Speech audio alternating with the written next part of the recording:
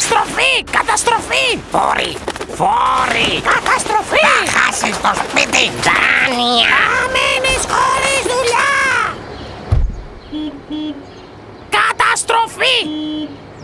Καταστροφή! Ανεργία! Πανικός! Κι άλλοι φόροι!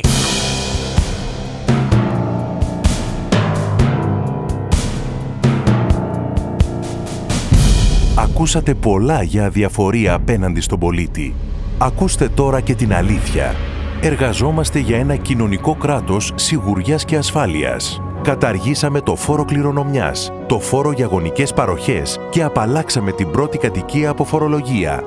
160.000 οικογένειες το χρόνο ωφελούνται από αυτό το μέτρο.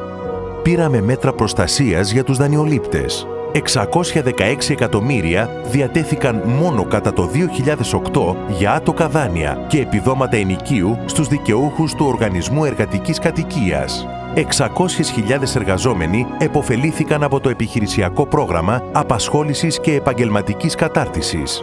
Πήραμε μέτρα στήριξης της μητέρας και της εργαζόμενης. Χιλιάδες ασφαλισμένες στο ΙΚΑ-ΕΤΑΜ έχουν κάνει χρήση του μέτρου της πρόσθετης εξάμηνης άδειας μητρότητας. Δίνουμε 2.000 ευρώ στη μητέρα για κάθε παιδί που αποκτά από το τρίτο και μετά. 186.000 πολύτεκνες και πάνω από 300.000 τρίτεκνες μητέρες εισπράττουν πλέον το πολυτεκνικό επίδομα.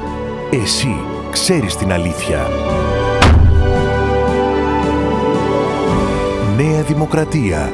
Με σύμμαχο εσένα.